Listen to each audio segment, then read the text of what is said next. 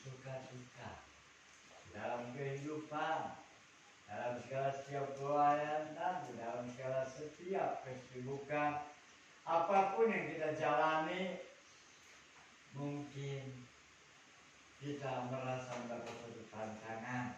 Tapi satu perkara, apapun yang terjadi, jangan kita lupakan Tuhan. Amin. Saudara, sekali peristiwa kita melihat bahwa Elia habis dia berperang, bukan berperang dengan senjata, bukan juga berperang dengan segala kekuatan manusia, tapi dia berperang dalam iman. Sebab apa? Sebab Elia pernah menantang kepada para nabi-nabi, baik itu nabi-nabi Baal, baik itu nabi-nabi Hutam, nabi-nabi Asyera. Dan Elia dengan tegas berkata, mari kita adu Allah siapa yang hidup. Kalau Allahnya kamu ikutilah dia. Kalau Allahnya aku, mari ikutlah Tuhan. Lalu diadakanlah peperangan. Mereka menyediakan 2 ekor lembu, 2 ekor sapi. Maka diberikan kesempatan kepada mereka untuk mempersembahkan korban. Dan Elia berpesan, jangan ada yang mempergunakan api. Sebab kalau Allah yang hidup, dia sanggup mengirim api. Lalu para nabi-nabi ini, yang kurang lebih ada 850 orang, mereka boleh mengolah. Saat dia mengolah, firman Allah berkata, maka mereka telah menyiapkan korban. Mereka berputar-putar, mereka bernyanyi-nyanyi.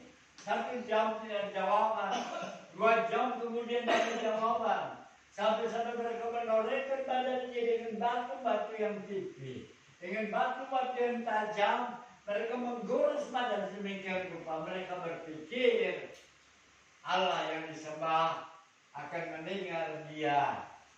Tetapi menjelang sore, ternyata tidak ada jawaban. Lalu Elia berkata, sekarang sudah singkirkan itu. Biar sekarang aku yang mau menyembah. Lalu dia mulai menyembelih korban bersama dengan rekan-rekannya. Mereka boleh menyembelih korban itu dan diletakkan di atas mezbah. Dan di sekeliling mereka dibikinlah selokan air. Supaya jangan-jangan berkata, nanti jangan-jangan ada tikus menyelundup ke situ membawa api dengan membuat lubang. Itu sebabnya dibikinlah saluran air sekeliling mezbah dan mereka menuangkan air seperti sedemikian rupa. Lalu Elia dia berseru, dia berdoa dengan sungguh-sungguh dan dia betul-betul mengharapkan tangan pertolongan Tuhan. Dan ternyata Allah kirim itu api memakan habis dia punya korban bersama. Dan saat itu waktu Ahab mulai mendengar dan juga para nabi-nabi dan dibunuh semua. Pada hari itu juga mereka dibawa ke sungai Kishon, disembelih di sana dan darahnya mengalir di sungai. Dan hal itu terdengar oleh Ratu Sheba. Lalu akhirnya Isebel. Lalu akhirnya Isebel mendengar berita kalau para nabi-nabi sudah dibunuh.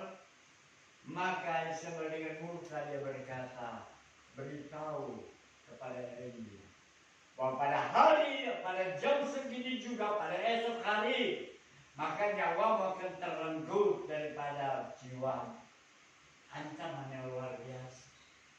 Lalu Elia berlari dan dia berlari demikian rupa sampai akhirnya sampai di suatu tempat dan di situ dia di bawah pohon ara dia berseru, Tuhan, lebih baik aku mati daripada aku mati di tangan Isebel. hidupku mati di tangan-Mu Tuhan. Dia dan dia tertidur. Tetapi waktu Elia bukan waktunya Tuhan. Ternyata dia mendapat penglihatan, bahkan juga bukan saja penglihatan, bukan saja fata morgana, tapi dia diberikan suatu makanan.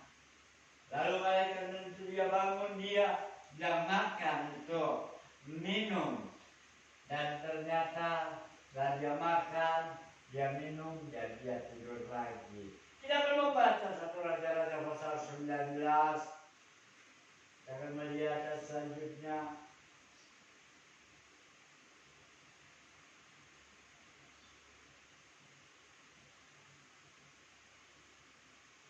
Satu Raja-Raja pasal 19 ayat yang ke-7.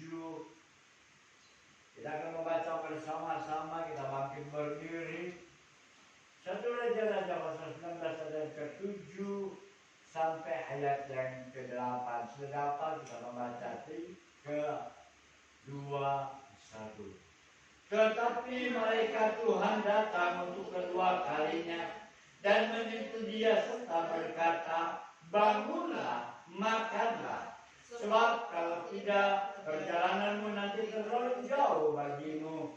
Maka bangunlah ia, lalu makan dan minum, dan oleh kekuatan makanan itu ia berjalan 40 hari 40 malam lamanya sampai ke gunung Allah, yakni Gunung Hor. Terima kasih, silakan.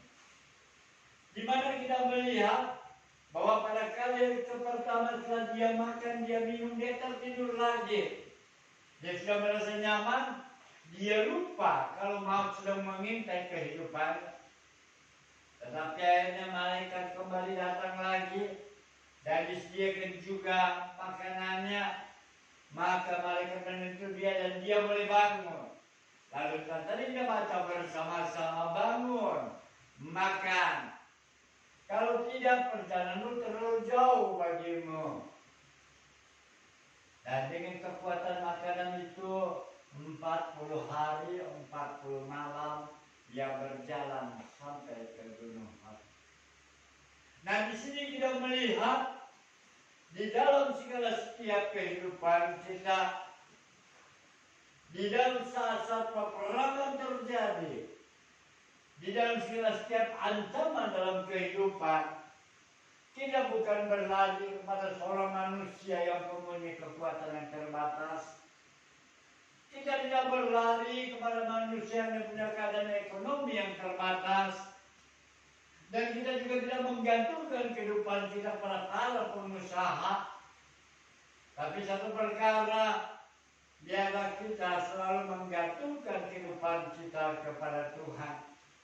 Tidak melihat Elia, dia bisa saja meminta perlindungan. Baik dia mohon maaf kepada Israel supaya dia tidak direbut, supaya dia tidak dibunuh. Tapi dia lebih baik dia berlari kepada Tuhan. Dia berlari ke sana sedemikian rupa. Sehingga kita membaca bersama-sama. Ternyata dia berjalan. Setelah dia makan dan minum, 40 hari 40 malam dia berjalan sampai ke Gunung Allah. Dan ternyata Tuhan berikan dia tugas yang luar biasa. Mengangkat Hazael menjadi raja di Aram. Dan juga mengambil Elisa yang menjadi ajudan. Semua dalam pengurapan daripada Allah. Semua dalam rencana Allah. Demikian di dalam kehidupan kita. Saat kita menghadapi segala situasi-situasi yang begitu menakutkan, kita tidak tahu apa yang terjadi tahun 2024. Kita tidak akan melihat apa yang menjadi halangan dalam kehidupan kita. Bahkan terlebih di tahun ini ada satu pesta demokrasi yang luar biasa pada bulan yang kedua. Lebih baik kita banyak berdiam diri kepada Tuhan. Lebih banyak kita meminta pertolongan daripada Tuhan. Jangan sampai kita kita berjalan menurut kehendak pikiran dan hati kita. Tidak perlu tahu siapa yang akan kita pilih sesuai dengan kehendak Tuhan. Tidak berjalan sesuai dengan segala rencana Tuhan. Dan tidak melihat dengan pasti sebab itulah tujuan kita yang akan dipilih. Sebagai orang-orang yang percaya kita belajar kepada Elia.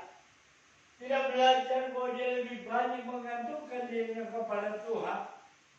Dia tidak menggantungkan kehidupannya di dalam kehidupannya kepada orang-orang yang ada pada zaman itu. Ia tidak menggantungkan kehidupannya kepada para perwira tinggi dalam kerajaan. Dan dia tidak juga menggantungkan kehidupannya kepada para bangsawan, kepada para jutawan yang punya keadaan ekonomi yang kuat.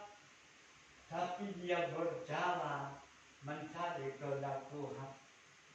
Sebagai orang-orang yang percaya pada jam saat ini, kita memasuki tahun 2024 ini, maka kita belajar bagaimana Elia melakukan hal yang pertama.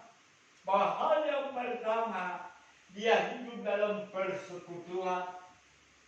Hidup dalam persekutuan dengan Tuhan. Itu sebabnya dia dengan pasti kemana dia berlari, dan dengan pasti dia menggantungkan kehidupannya kepada Tuhan. Sebab hidup dalam persekutuan itu juga adalah rencana Tuhan secara manusiawi. Maka itu adalah cara jasmani kita berfellowship satu dengan yang lain. Sebagaimana dalam 1 Korintus pasal yang pertama ayat yang ke-9. 1 Korintus pasal yang pertama ayat yang ke-9. Kita baca dulu saudara 1 Korintus pasal pertama.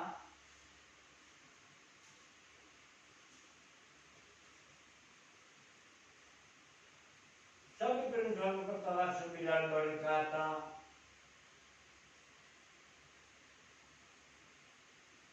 Allah yang memanggil kamu pada persekutuan dengan anaknya Yesus Kristus, Tuhan kita adalah setia. Ada persekutuan dengan Tuhan yang luar biasa. Tidak akan menjadi gentar, tidak akan menjadi takut. Keadaan dunia boleh saja membuat kita gentar. Dunia tidak bisa kita andalkan sedemikian rupa. Di sana sini gunung meletus, di sana sini banjir melanda. Tetapi ada dalam tangan Tuhan, itu adalah hidup yang pasti dan mendapat ketenangan. Sehingga Daud pun berkata, dikala banjir melanda sekalipun, hidupku menjadi tenang. Sebab apa? Ada pertolongan Tuhan, ada kekuatan Tuhan. Bahkan dia menjadi tempat pengungsian dalam kehidupan kita. Elia dia bersekutu dengan Tuhan dengan pasti. Dan Elia dia berjalan di dalam segala rencana Tuhan. Bagaimana dengan kehidupan kita pada saat ini? Hidup persekutuan secara jasmani perlu kita andalkan. Itu sebabnya periode-periode yang lalu, entah sudah berapa periode, tapi yang pasti waktu itu memang yang menjadi ketua BP adalah masih staf guru kami, di mana ada keputusan yang meskipun belum sampai dalam anggaran dasar, belum sampai pada anggaran rumah tangga, tapi dikatakan bahwa mereka tidak mengikuti fellowship, mereka akan dikeluarkan.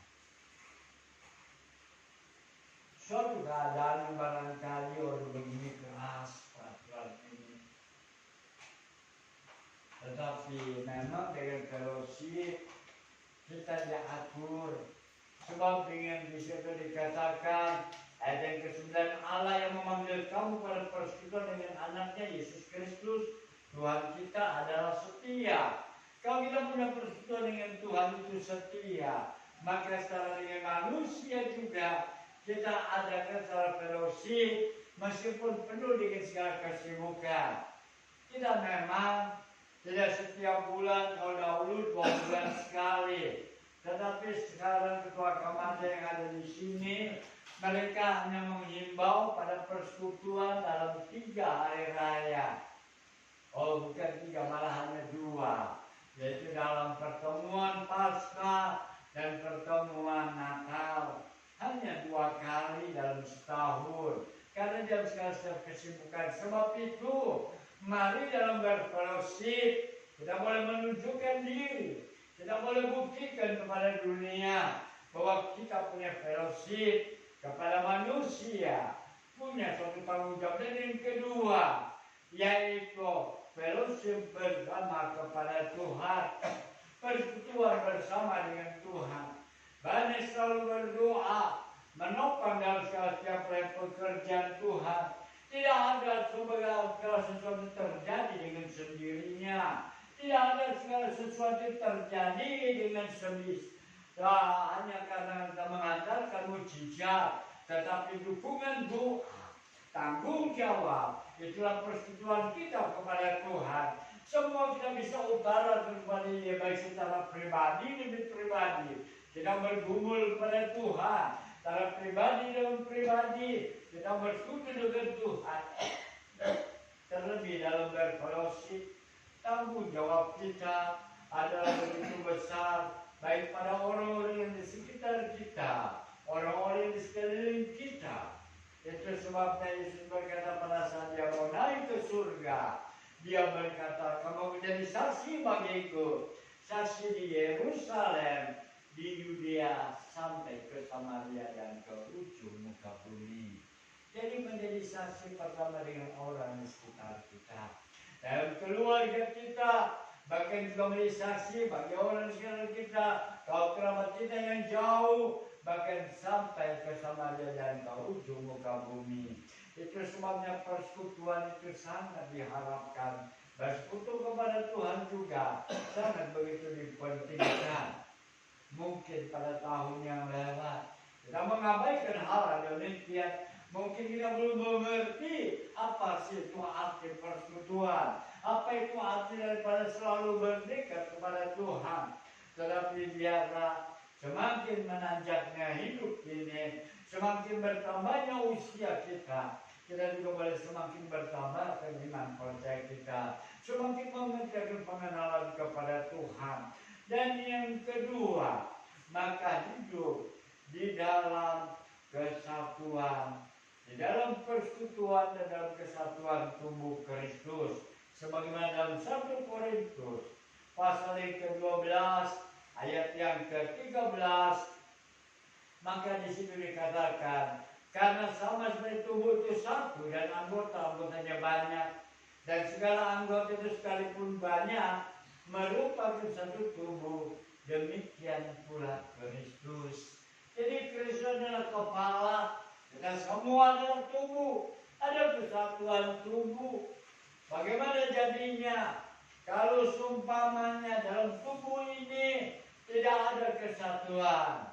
Misalnya, oh kok kita makan ini kok rasanya kok kurang garam makan, tetapi hati mau bertindak, tapi tangan tidak bisa bekerja, kaki tidak bisa melangkah. Nah itu berarti ada satu penyakit dalam kehidupannya. Apa penyakit daripada saraf yang tidak spontanitas, atau penyakit tangan yang tidak bisa berjalan mengambil, atau penyakit kaki yang lumpuh yang tidak bisa berjalan. Dan kalau semua itu sehat, maka semua saling bekerja sama satu dengan yang lain. Kalau mereka semua sehat dan sadar dalam setiap keperluan dan kebutuhan, maka dia akan berjalan sedemikian rupa dan dia juga akan bersama-sama. Selamat datang. Dan kita juga boleh bersama-sama mempunyai satu kesatuan. Kita boleh bersama-sama mempunyai satu tanggung jawab dalam kehidupan kita di dalam pelayanan. Sebab apa? Sebab saudara dan saya, kita semua adalah satu tubuh. Kita semua ada masalah Yesus sendiri menjadi kepala dan kita yang menjadi satu, dan kita adalah tubuhnya. Kita saling bekerja sama satu dengan yang lain. Sebagaimana dalam 1 Korintus tadi, pasal yang ke-12, ayat yang ke-13, maka di situ dikatakan 1 Korintus pasal 12-13. Sebab dalam satu roh kita semua, baik orang Yahudi maupun orang Yunani, baik budak maupun orang merdeka, telah dibaptis menjadi satu tubuh, dan kita semua diberi minum dari satu roh, satu tubuh. Kita tidak ada perbedaan, satu dengan yang lain tidak ada perbedaan. Kita boleh berbangga, sebab Yesus yang menjadi kepala. Amin. Kalau dia yang menjadi kepala, maka dia akan atur kita sedemikian rupa, dan kita merasa bertanggung jawab.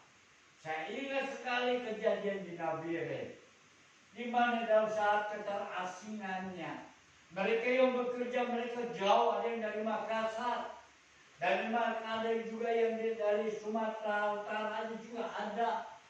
Mereka bekerja, tetapi mereka jauh dari sana keluar.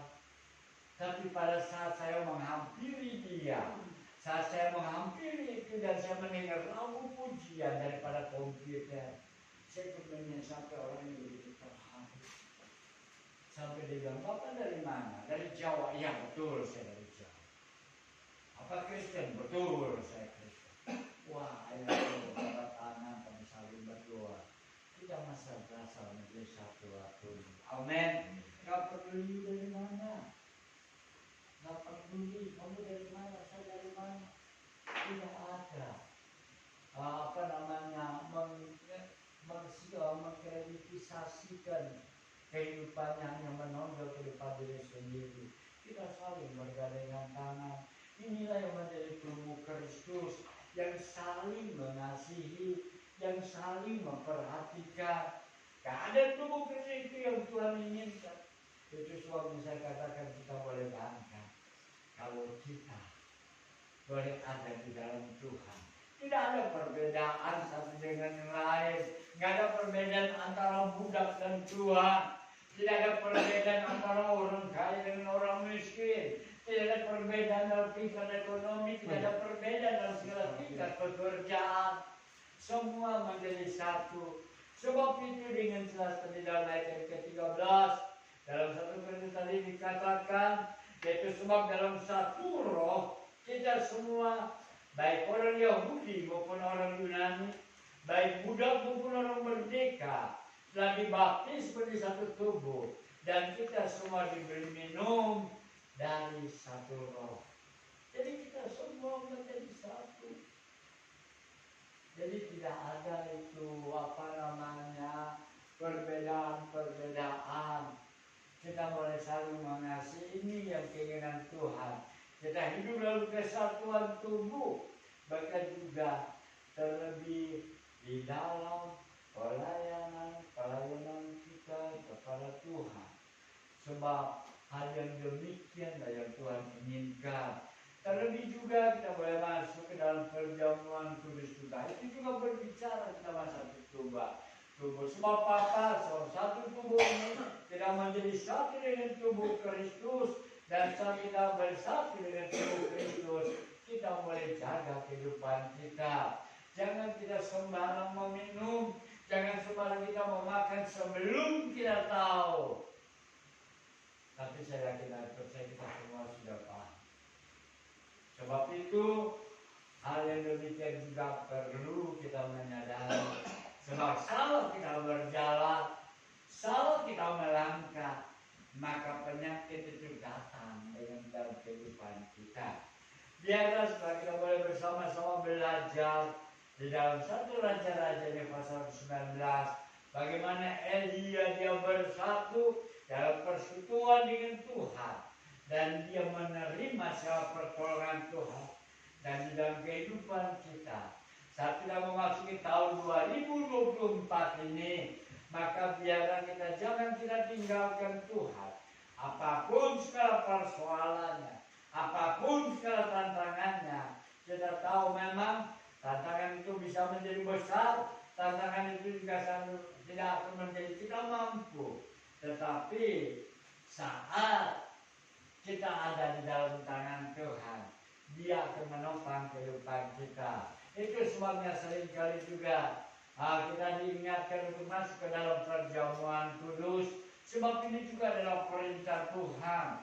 Dalam perintah itu dikatakan, maka hendaklah di dalam Injil Lukas, maka itu adalah penetapan dalam perjamuan, supaya setiap orang selalu melakukan demikian.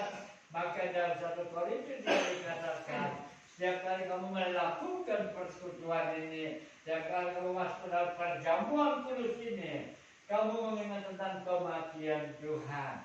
Sebab Dia datang ke dalam dunia ini untuk menyelamatkan saudara dan saya. Dan di akhir daripada pelayanannya, Dia menyerahkan kehidupannya menjadi samseng di dalam tangan Allah. Dia menyerahkan tubuhnya menjadi persembahan yang hidup, sehingga diperkenan oleh Bapa, dan kita juga diperkenan menghampiri kepada Dia. Suatu biarlah di tahun 2024 ini, apapun segala persoalan kita, apapun masalah kita, bagaimanapun segala tantangan, hendak selalu kita berseru dan berharap pada Dia. Mungkin sebentar kita akan memasuki pada dalam segala pesta demokrasi. Hari kita juga boleh berjalan sesuai dengan rencana dan kehendak Tuhan. Banyak berdoa dan menyerahkan diri. Ku tak dapat jalan sendiri, Tuhan tolong padaku.